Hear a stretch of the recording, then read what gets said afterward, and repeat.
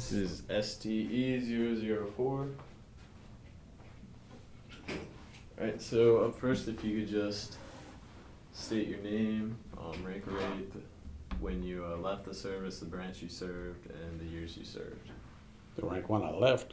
Yes, sir. My name is Ron Echols.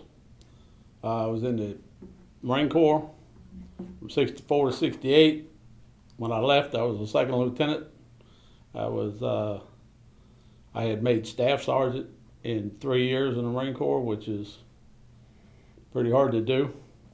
And I got a battlefield commission to second lieutenant before I got out. Alright, how did you go about joining? I guess if you said second lieutenant, did you commission out of college or? No, it was a battlefield commission in Okay. Vietnam. So were you drafted or did you enlist? No, I enlisted out of high school. What motivated your decision to?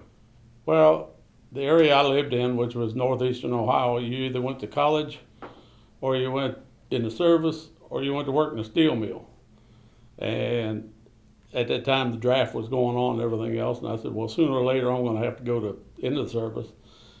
College wasn't an option for me because we were a little on the poor side. And there wasn't any student loans and all this stuff going on back then. So I joined the Marine Corps. Me and 3 other guys went and joined the Marine Corps together. Why the Marine Corps? That's the best. If you want to join, you might as well join the best. Absolutely. Alright, so I think you said about how old were you when you entered the service? 18. 18. How did you feel about the conflict? Well, at the time, we were afraid of the domino effect where the communists were trying to take over the world, and we felt that, the North Vietnamese, which was communist, was going to try to take over the South Vietnam and just dominate the whole thing. And like I said, it was going to be in the domino effect. It was going to be another communist country. So our country was fighting to, before all this took place, I'd gone in the Marine Corps in 64. War wasn't going on then. The war started in July of 65, officially. We had advisors in there to the tune of about 27,000 of them, but we had advisors in there. And so how you left? What year did you leave again? One more time. What year did you leave Vietnam? 1968. Wow. Let's see. So I know you said you had 2 Purple Hearts on. Can you describe how you earned them? All right, we were in September 1968. We went up to Conti, which is right on the DMZ, which is a very hot area. There was no civilians in that area. If you ran into something, it was going to be the North Vietnamese Army, which was their well-trained, well-uniformed, probably one of the best-trained armies in the world. And we went up there as a battalion, which was about 800 men. And we had 6 tanks with us. And it was an area we normally couldn't operate with tanks because of the terrain. But this area would allow tanks to operate because it was fairly flat. It used to be rice paddies, but when the civilians were there, but it was all dried up now and the brush about 3 foot tall, so you could operate with tanks. So being there with a battalion of Marines, 800 strong with 6 tanks, I felt really safe. I said, who's going to mess with a battalion of Marines with all this armor? Yeah, well, that division of NVA that we ran into didn't have my sentiments. They were a little over 3,500 of them, and they ambushed us, and within 15 minutes, we had 1 tank left. That told me right then that was not a good thing. I used to think tanks were great. You get to ride, and you got all that metal around you. Well, they also blow up.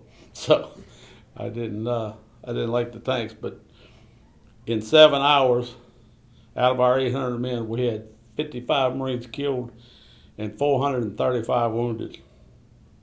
Wow. And I was one of the wounded. And I got shot right here, came out in front of my ear, took out that tooth right there. They had 43 stitches in my face. And they didn't medevac me until the next day because the only people they could get out was severely wounded people. So if you could still hold a rifle, then you stayed there and fought. So was that 9 hours of constant conflict? Or Yes. Wow. They were constantly hitting us for the whole time. And they finally broke contact along about 9:30, 10 o'clock at night. And they... You said the terrain was just rice paddies. Was there a lot of cover for them to hide behind, or what was Well, there was brush like 3 foot tall. You know, like I said, it used to be rice paddies. It was all dried up. When they attacked us from a ridge line to our right. So they were able to withdraw back to that ridge line, the ones that were left. But I'm sure that they estimate that we probably killed 500 of them. You know, but that's only an estimation because they have a tendency of dragging their dead out and all that. But I know the next morning that right in front of our lines, and I'm talking, when I say in front of our lines, I'm talking 3-4 yards away from us with just bodies. Wow. Laying everywhere. So that was your first one then? that was my first one, and I got flown to the USS Repos and stitched up by a plastic surgeon, thank God, so I don't have some nasty scar on my face. Of course, it might have helped. But then a month later, I returned to my unit, and they were in a place called Camp Evans, which was further south. They were like regrouping because, you know, we were kind of decimated. We weren't a fighting force anymore. So we got a lot of new people in and all that. And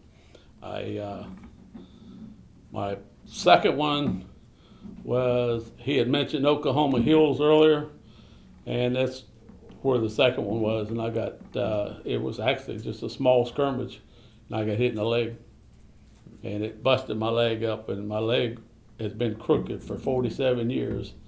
And 2.5 months ago, they operated on my leg, and it's straight for the first time in 47 years. Wow. And it's bothering my back now because my back don't know how to deal with the adjustment of the leg, but I'm sure it will. What about your Bronze Star? Can you describe that experience?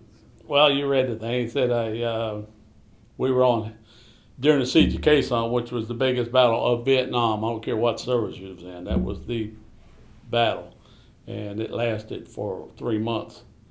And my unit was on an outpost of Quezon.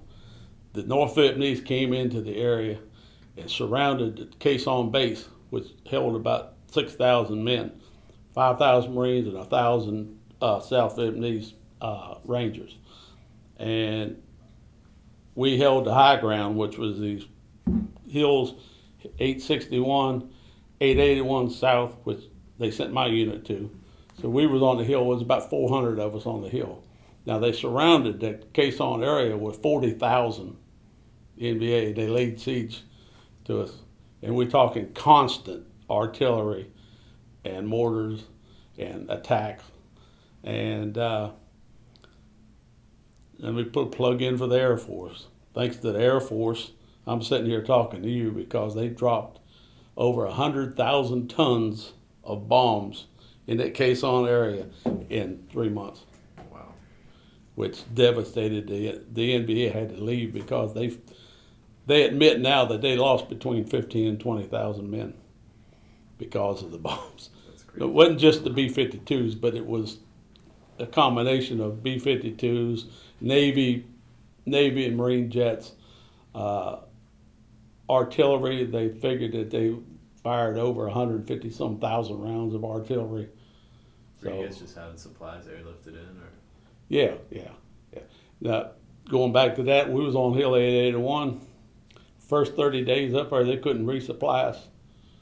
So we went 9 days one time without a bite to eat. We didn't have any water. You can't live 9 days without water. We were spreading plastic down the hill at night and collecting cans of water. And you'd have about 2 12-ounce cans in the morning to last you until the tomorrow morning.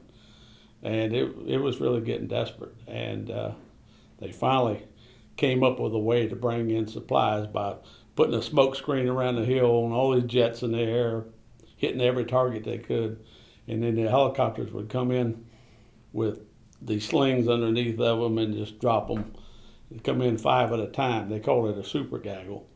And we started getting resupplied then, getting food and water. But they didn't bring us any clean clothes or water enough to take a bath or anything. So I went, that picture I showed you, I hadn't had a bath, a shave, or a change of clothes, or brushed my teeth for 3 months. Wow. Looked pretty good for it. Well, we didn't smell because the guy next to you smelled just like you did, so you know. But the clothes were literally rotting off of us. They really were. So I believe you started the story. I mean, I asked you about the Bronze Star. I don't think we ever. Oh, I'm getting into that. Well, my citation was written up, said that I worked tirelessly to ensure the safety of my men while we were on the hill, and that during combat periods on the hill and them, that I had disregarded my own safety to maneuver my troops against the enemy. So, doing my job. How many men were under your command? 43. Do you still keep in contact with any of them? Most of them. We go to reunions, and it's really hard to fathom. I was like, at the time on the hill, I was 22. And these guys, most of these guys were average age 19. So there's 2 or 3 years difference in our age. But I felt like I was their daddy. It's really funny. But Joe would tell you that even today, when we go to reunions and everything, if something's not going right, they all up there wanting to know what we're supposed to do.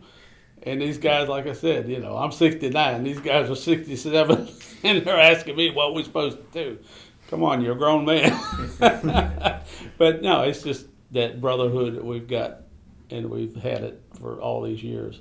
And we look forward to those reunions every 2 years to where you can see these guys, because nobody else knows where you're coming from like they do. Mm-hmm. Nobody. Let's see. What were your thoughts on the Vietnamese people while you were there? Vietnamese people, well, thank God I didn't have too much contact with them, because we were in areas that didn't have them. If it moved, we'd shoot it. But the times that we were in areas that were the civilians, I kind of felt sorry for them, because they were involved. Most of the civilians were, like Joe said, were rural farmers, rice farmers, living in dirt-floored huts. And what did they care if they lived under capitalism or communism? If they're under communism, they're going to live in a dirt floor hut and be a rice farmer. If they live under capitalism, they're going to live in a dirt floor hut and be a rice farmer. So they didn't care. But we're in there fighting to keep the communists out. As far as the South Vietnamese Army, they had just as many troops as the North Vietnam, but they didn't have the mentality that the North Vietnam did. They didn't really care if they lost or won, in my opinion, because they had a tendency to get into some rough combat and run. So.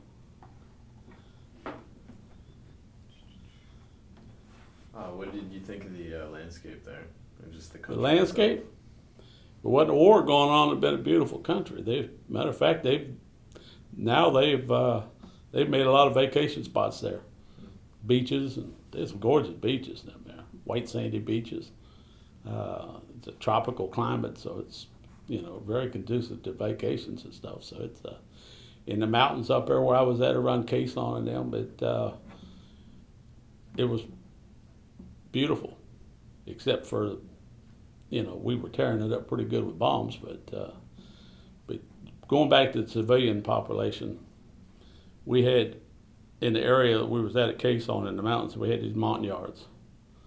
And these people, they were the original Vietnamese. But the Vietnamese didn't like them. The North Vietnamese didn't like them. because they were mountain people. They were different.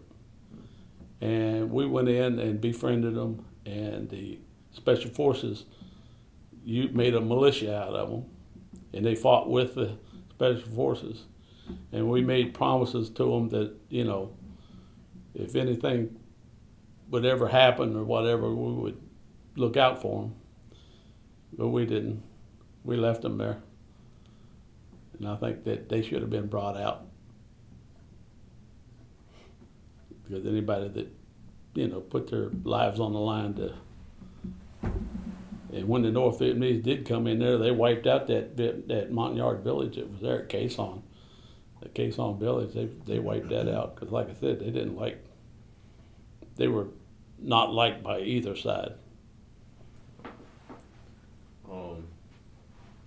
I don't know, this might be a weird question. I don't even really know what kind of answer I would expect myself, but what did you think of the North Vietnamese, or like what kind of like went through your head when you pictured them,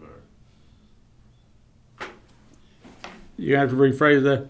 You're talking about the NVA, the North Vietnamese Army? Yeah, what were your thoughts on the NVA? I thought they were very well trained and very Discipline? very disciplined. Like I said, they were one of the, as far as I was concerned, they were probably one of the best armies in the world at the time. We had the upper hand on them because of air support, you know. But if it wasn't for air support, I don't know, we might have had our hands full. But, you know, with the B-52s and the fighters and all that stuff, you know, air superiority is a big, big thing. But, yeah, if you got into combat, when we were operating down south, if you got into combat with a unit, within about 5 minutes, if they broke contact and was gone, you knew that it was Viet Cong. If in 5 minutes they were still pouring it on you as much as they were when it started, that was the NVA, because they wasn't going to break contact and run. No, you were in there for a while, for the duration, and they, as Mr. Echols said, it was their best against our best.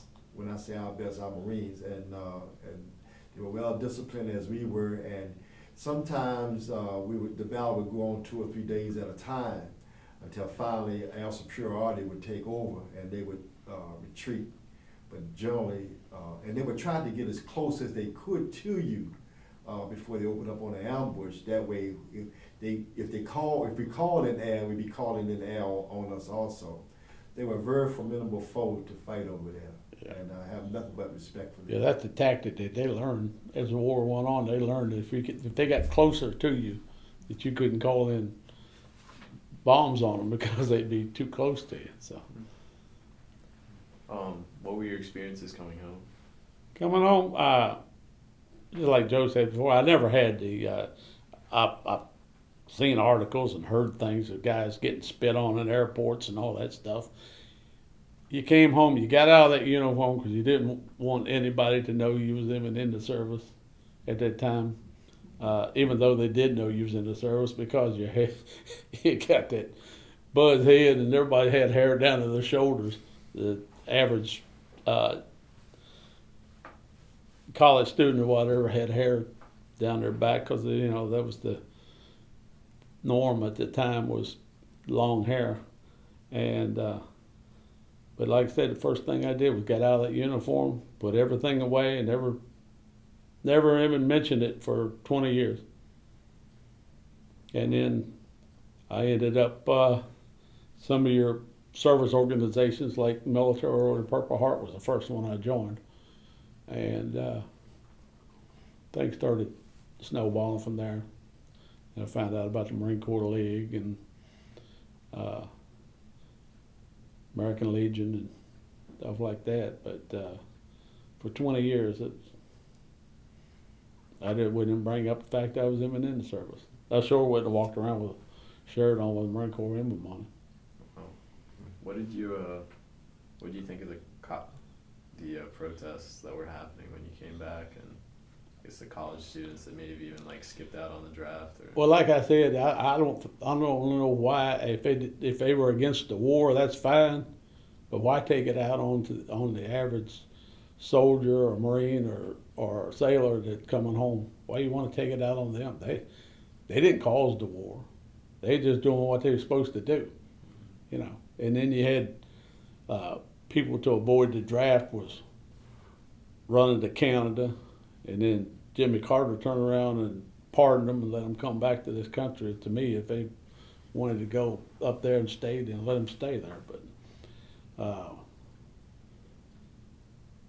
I thought that a lot of the protest, I believe, was just because the people that were protesting didn't want to go. My opinion. I think a lot of our college students were afraid that when they got out of college, they wouldn't draft them when they were in college. So I think a lot of them were afraid that once they graduated, they were going to be gone. They didn't want to. So, you know, let's get this war over with so that I don't have to go. I mean, that's just my opinion, but. EXO, you have any? Just wondering, like, while you were there, did they, like, have any kind of, like, propaganda that they would send towards you guys? I saw one instant. Some leaflets were dropped from an artillery round or a mortar round from the NBA, and it was aimed towards Black Marines. And it said, "Black Marine, your fight's at home. You don't need to be here."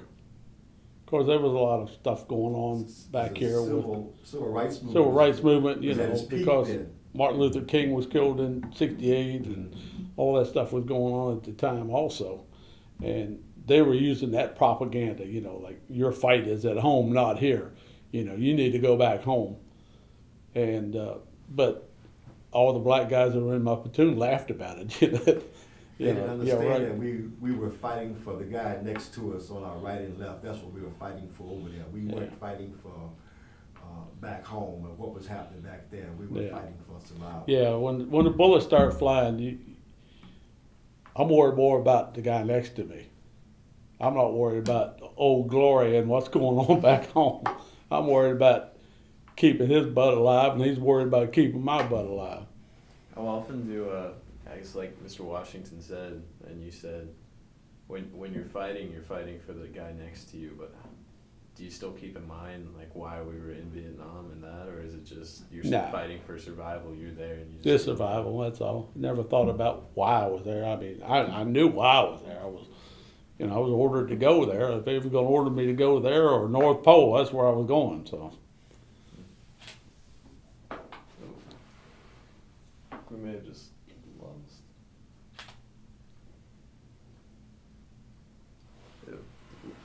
Let me change the battery real quick.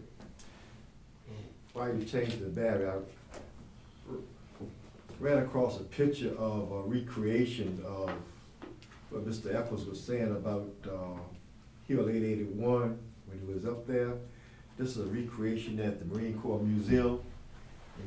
Yeah, one of the galleries in the Marine Corps Museum is Hill 881 that I was on. This is